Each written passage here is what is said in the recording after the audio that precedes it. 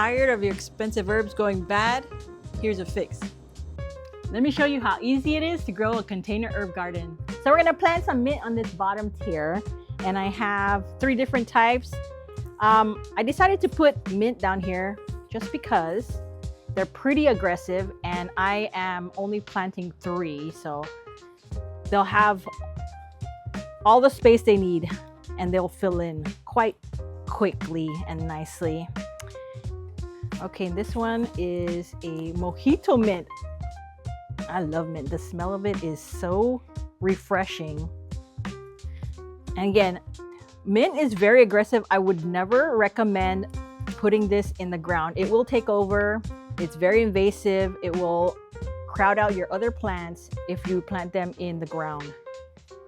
So you always want to plant it in containers. They'll just spread everywhere because they have rhizomes that grow underneath the ground. Very hard to get rid of. All right. Okay, so we have our 3 mint here. I'm going to go ahead and put another layer so we can plant more herbs. So this other layer, I have some dill, cilantro, and parsley. So we're gonna do two pockets of each.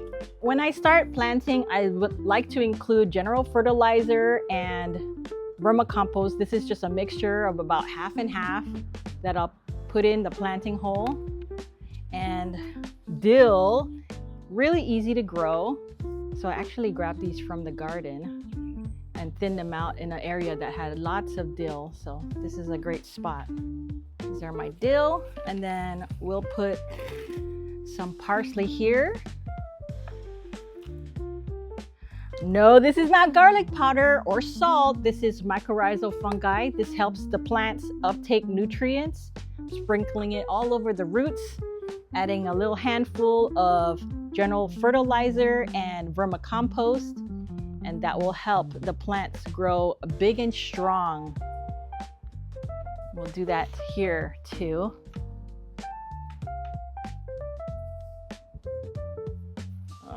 Little dusting.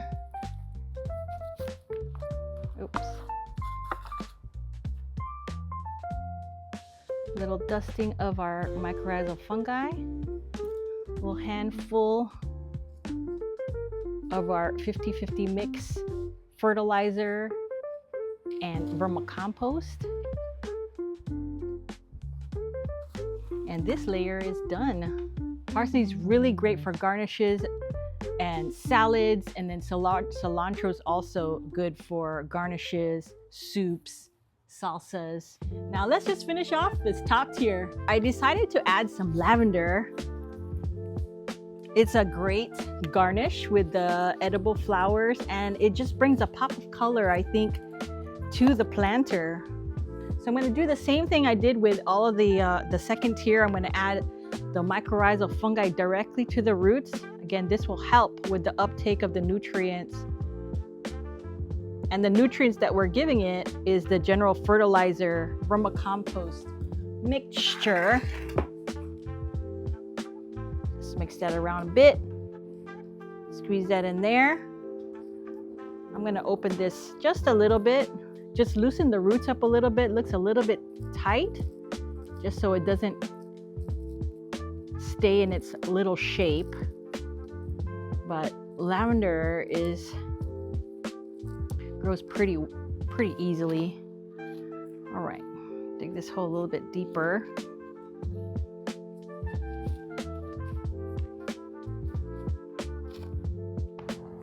Okay, and then I'm going to put some basil here. It's beautiful basil growing in my GreenStalk starter tray. I'm just going to do one here.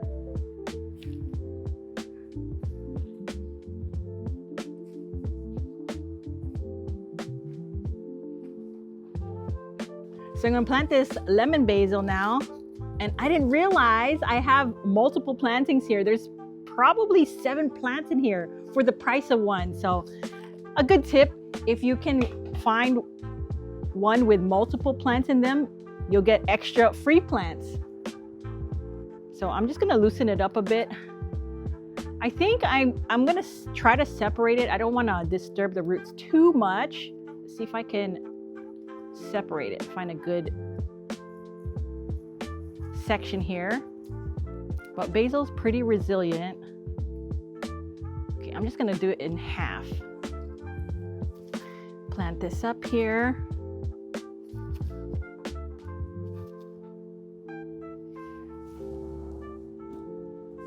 Put my mycorrhizal fungi, a little bit of sprinkle will do wonders. Our mix of vermicompost and general fertilizer. And we'll plant that in. Okay, so I do have 3 more spots and I saved that for my green onions. These are actually shallots, but I use them as green onions. You can use the green leaves as green onions, and I'm just gonna plant 1 in each pocket. Do the same thing, our little mycorrhizal fungi directly on the roots. Nice handful of fertilizer for each. And we plant it in. Now we finished planting everything, we're just gonna give it a good soaking of water and we're done. In only 2 square feet, I can grow all these herbs. And that's the reason why I like using the GreenStalk vertical planter. Herbs are so fun to grow in containers. They do really well. They add so much flavor to your dishes. They save you money and they reduce food waste because they don't stay in the fridge.